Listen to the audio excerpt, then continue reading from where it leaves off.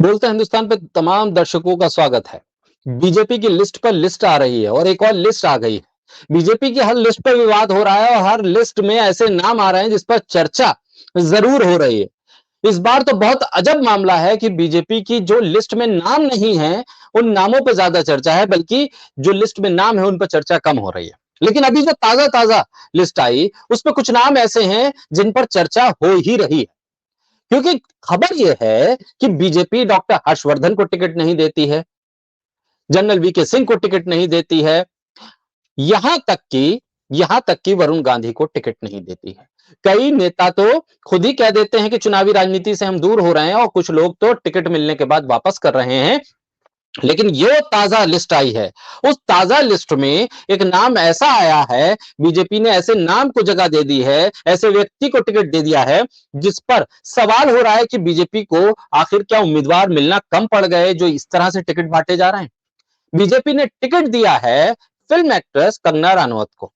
जी हां, वही कंगना जिनके लिए देश 2014 में आजाद हुआ।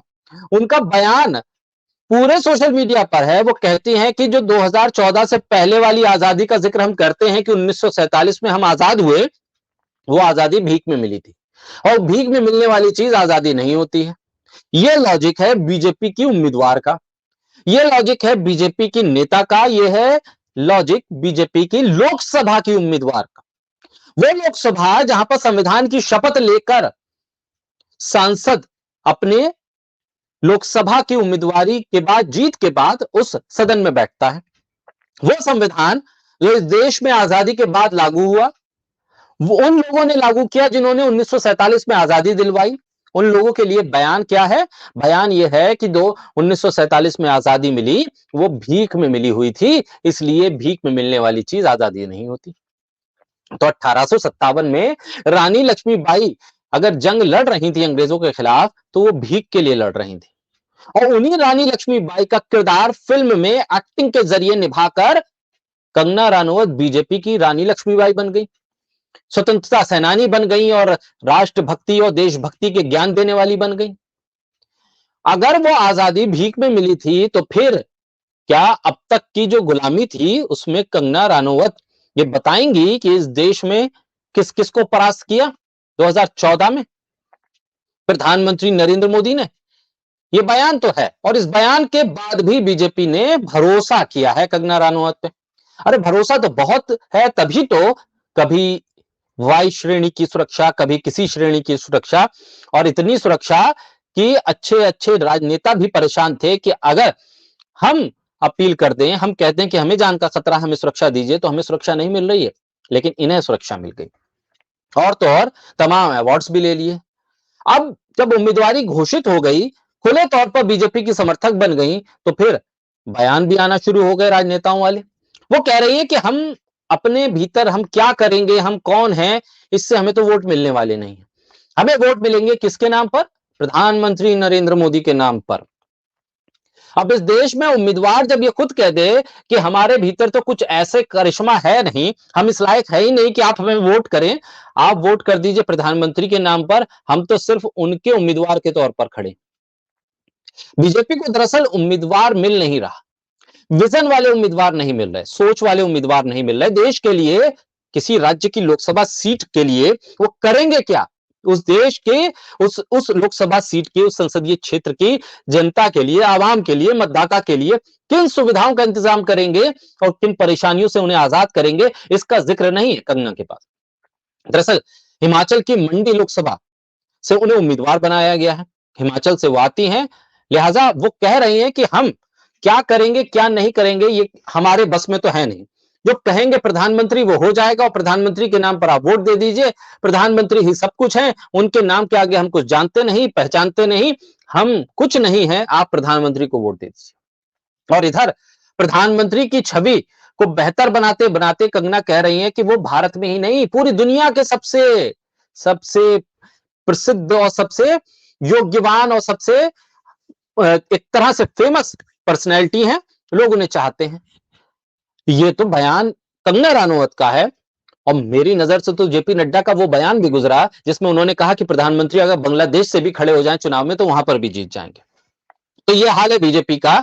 कि अपने देश में तो संभाला नहीं जा रहा, अपने देश में बीजेपी नॉर्थ ईस्ट में एक सीट नहीं लड़ रही है, दक्षिण भारत में उसे उम्मीदवार नहीं मिल पा रहे हैं, समर्थक नहीं मिल पा रहे हैं, तो जनार्दन रेड्डी जैसे 35,000 करोड़ के भ्रष्टाचार में संलिप्त व्यक्ति को अपने साथ मिला रहे हैं ताकि कर्नाटक में या दक्षिण भारत में कोई रास्ता खोज लिया जाए।